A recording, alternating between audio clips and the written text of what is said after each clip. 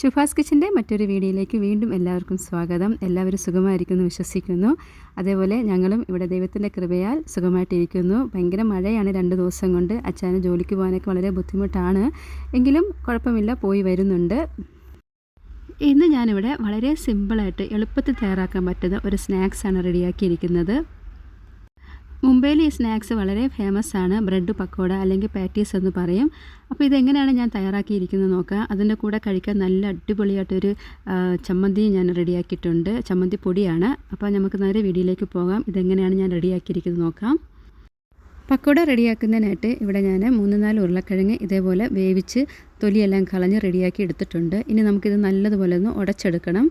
തരിയൊന്നും ഇല്ലാതെ തന്നെ നല്ല രീതിയിൽ നമുക്കിത് ഉടച്ചെടുക്കാം. പേസ്റ്റ് പരുവത്തിൽ ഇത് എടുക്കേണ്ടതാണ്.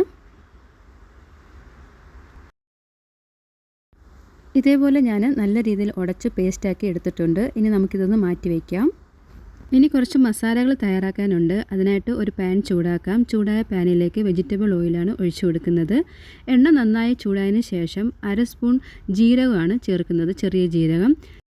ജീരകം നന്നായിട്ട് റോസ്റ്റ് ചെയ്തതിന് ശേഷം ഇതിലേക്ക് അല്പം കറിവേപ്പിലയും ഒരു സവാള ചെറുതായിട്ട് അരിഞ്ഞതും കൂടെ ചേർത്ത് കൊടുത്ത് നന്നായിട്ട് ഇതൊന്ന് വഴറ്റാം.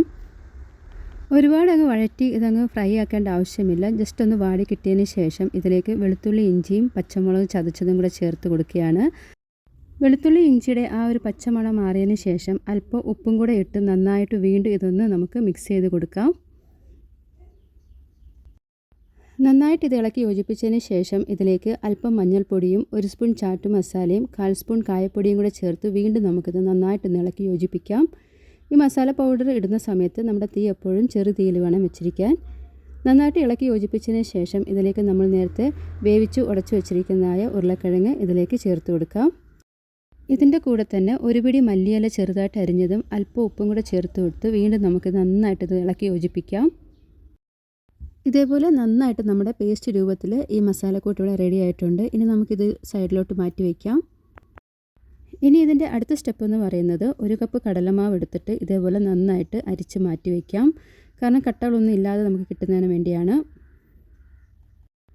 ഇനി ഇതിലേക്ക് 1 സ്പൂൺ മുളക് പൊടിയും 1/4 സ്പൂൺ മഞ്ഞൾപ്പൊടിയും അല്പം ഉപ്പും സോഡാപ്പൊടിയും കൂടി ചേർത്ത് കൊടുത്ത് നന്നായിട്ട് ഇതൊന്ന് ഇളക്കി യോജിപ്പിക്കാം. അതിനുശേഷം കുറേശ്ശെ വെള്ളം ഒഴിച്ച് നമുക്കിത് ദോശയുടെ ബാറ്റർ എങ്ങനെ നമ്മൾ റെഡിയാക്കുന്നു അതേപോലെ നമുക്ക് ആ ഒരു രീതിയിൽ കട്ടിക്ക് വേണം നമ്മളിത് തയ്യാറാക്കേണ്ടത്. തീരെ വെള്ളമായി പോകരുത്. അപ്പോൾ കുറേശ്ശെ വെള്ളം ഒഴിച്ച് നമുക്കിത് മിക്സ് ചെയ്ത് കൊടുക്കാം. അപ്പോൾ നമ്മുടെ ഈ ബാറ്റർ ഇവിടെ നന്നായിട്ട് റെഡി ആയിട്ടുണ്ട്. ഇത് നമുക്കൊരു സൈഡിലോട്ട് മാറ്റി വയ്ക്കാം. ഈ ഒരു സ്നാക്സ് നമ്മൾ ബ്രെഡിലാണല്ലോ ഉണ്ടാക്കുന്നത്. അപ്പോൾ ഞാൻ അതിനായിട്ട് ഇവിടെ കുറച്ച് ബ്രെഡ് എടുത്തിട്ടുണ്ട്. ബ്രൗൺ ബ്രെഡാണ് ഞാൻ ഉപയോഗിക്കുന്നത്. ഈ രീതിയിൽ കട്ട് ചെയ്തതിന് ശേഷം നമ്മൾ നേരത്തെ തയ്യാറാക്കി വെച്ചിരിക്കുന്നതായ ഉരുളക്കിഴങ്ങിൻ്റെ മസാലയിൽ നിന്ന് 1 സ്പൂൺ എടുത്തിട്ട് ഈ കട്ട് ചെയ്ത ബ്രെഡിൻ്റെ ഒരു ഭാഗത്തേക്ക് ഞാൻ ഇതേപോലെ തേച്ച് കൊടുക്കുകയാണ്. നന്നായിട്ട് നമുക്കിത് തേച്ച് കൊടുക്കാം. നന്നായിട്ട് തേച്ച് കൊടുക്കുക എന്ന് പറയുമ്പോൾ നമ്മൾ കൂടുതൽ ബലം പ്രയോഗിച്ചൊന്നും ചെയ്യേണ്ട ആവശ്യമില്ല. നമ്മുടെ ബ്രെഡ് പിന്നെ പൊടിഞ്ഞു പോകാൻ സാധ്യതയുണ്ട്. അതുകൊണ്ട് പതുക്കെ നമുക്കിതൊന്ന് തേച്ച് പിടിപ്പിക്കാവുന്നതാണ്. അതിനുശേഷം നമ്മൾ നേരത്തെ കട്ട് ചെയ്ത് വെച്ചിരിക്കുന്ന ബ്രെഡിൻ്റെ മറ്റേ ഭാഗം ഇതിൻ്റെ പുറത്തോട്ട് വെച്ചിട്ട് നന്നായിട്ട് ഇതൊന്ന് പ്രസ് ചെയ്ത് കൊടുക്കാം. ഇപ്പോൾ നമ്മുടെ പാറ്റീസിൻ്റെ ഉള്ള ബ്രെഡ് ഇവിടെ റെഡി ആയിട്ടുണ്ട്. ബ്രെഡിൻ്റെ മസാല എല്ലാം റെഡി ആയിട്ടുണ്ട്. ഇതേപോലെ നമുക്ക് മറ്റേ ബ്രെഡിലെല്ലാം തേച്ച് നമുക്ക് മസാല പിടിപ്പിക്കാവുന്നതാണ്. നേരത്തെ നമ്മൾ കടലമാവിൻ്റെ ആ ഒരു ബാറ്റർ നമ്മൾ മിക്സ് ചെയ്ത് വെച്ചിരിക്കുന്നതിലേക്ക് ഓരോ ബ്രെഡിൻ്റെ പീസ് ഇതേപോലെ നന്നായിട്ട് മുക്കി എടുത്തതിന് ശേഷം ഞാനിവിടെ നേരത്തെ എണ്ണ ചൂടാക്കാൻ വെച്ചിരുന്നു. ചൂടായ എണ്ണയിലേക്ക് നമുക്ക് ഇതേപോലെ ഓരോന്ന് ഇട്ട് കൊടുക്കാം. ഇപ്പോൾ ഈ ഒരു എണ്ണയിലേക്ക് ഞാൻ 2 പീസ് ബ്രെഡാണ് ഇട്ട് കൊടുക്കുന്നത്. അതിനുശേഷം നമുക്ക് ഒരു ഭാഗം വെന്ത് കഴിയുമ്പം തിരിച്ചു മറിച്ച് വിട്ട് മറ്റേ ഭാഗമൊക്കെ ഇട്ട് നല്ല രീതിയിൽ നമുക്ക് ഡീപ്പ് ഫ്രൈ ചെയ്തെടുക്കാവുന്നതാണ്. ഈ ഒരു സ്നാക്സ് ഉണ്ടല്ലോ, മുംബൈയിൽ വളരെ ഫേമസ് ആയിട്ടുള്ള ഒരു പലഹാരമാണ് കേട്ടോ. പുറത്തോട്ട് ഇറങ്ങിക്കഴിഞ്ഞാൽ നമ്മൾ ആദ്യം വാങ്ങിച്ച് കഴിക്കുന്ന ഇതായിരിക്കും. കാരണം അത്രയ്ക്കും ടേസ്റ്റുമാണ്. നമുക്ക് ഇതിൻ്റെ ഒരു പീസ് കഴിക്കുമ്പം തന്നെ നന്നായിട്ട് വയറ് നിറയുകയും ചെയ്യും. എണ്ണയിലിട്ട് കൊടുത്ത ഈ പക്കോട ഇപ്പോൾ നന്നായിട്ട് റെഡി ആയിട്ടുണ്ട്. നമുക്കിതൊന്ന് എണ്ണയിൽ നിന്ന് കോരി മാറ്റി വയ്ക്കാം. ഇതേ രീതിയിൽ തന്നെ നമുക്ക് ബാക്കി വെച്ചിരിക്കുന്ന ബ്രെഡ് പീസുകളും കടലമാവിൽ മുക്കി നമുക്ക് എണ്ണയിലിട്ട് നന്നായിട്ട് പൊരിച്ചെടുക്കാവുന്നതാണ്. ഇനി ഇതിൻ്റെ കൂടെ കഴിക്കുവാൻ വേണ്ടി നമുക്ക് നല്ലൊരു ചമ്മന്തി എങ്ങനെ റെഡിയാക്കാമെന്ന് നോക്കാം. ബാക്കി വന്ന നമ്മുടെ കടലമാവിൻ്റെ ബാറ്ററി ഇല്ലേ, അത് ഇതേപോലെ ആ ചൂട് എണ്ണയിൽ തന്നെ നമുക്ക് കുറേശ്ശെ നമുക്കിത് ഒഴിച്ചു കൊടുക്കാം. അതല്ലാന്നുണ്ടെങ്കിൽ ഇതേപോലെ ഞാൻ ചെയ്യുന്ന പോലെ ചെയ്ത് നമുക്കിത് നന്നായിട്ട് ഇതൊന്ന് തിരിച്ചു മറിച്ചൊന്ന് വറുത്തെടുക്കാവുന്നതാണ്.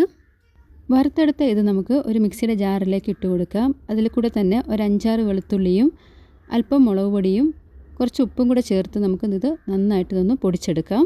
അപ്പോൾ നമ്മുടെ ഈ സ്നാക്സിനൊപ്പം കഴിക്കാൻ പറ്റുന്ന ഒരു ചമ്മന്തി ഇവിടെ റെഡി ആയിട്ടുണ്ട്. ചട്നി പൗഡർ ഇവിടെ റെഡി ആയിട്ടുണ്ട്. അപ്പോൾ ഇത്രയേ ഉള്ളൂ. എളുപ്പത്തിൽ ഉണ്ടാക്കാൻ പറ്റുന്ന ഒരു സ്നാക്സാണ്. നിങ്ങൾ ട്രൈ ചെയ്ത് നോക്കുക. എൻ്റെ വീഡിയോ ആദ്യമായിട്ടാണ് ആരെങ്കിലും കാണുന്നുവെങ്കിൽ ഒന്ന് ലൈക്ക് ചെയ്യാനും കമൻറ്റ് ചെയ്യാനും നിങ്ങളുടെ ഫീഡ്ബാക്കൊക്കെ പറയാനൊന്നും മറക്കരുത്. അപ്പോൾ വീണ്ടും ഞാൻ പുതിയ നല്ല നല്ല റെസിപ്പിയായിട്ട് ഉടനെ വരുന്നതായിരിക്കും. ഇതുവരെയും എൻ്റെ വീഡിയോ കണ്ടുകൊണ്ടിരുന്ന എല്ലാവർക്കും നന്ദി. എല്ലാവരെയും ദൈവം ധാരാളമായി അനുഗ്രഹിക്കട്ടെ.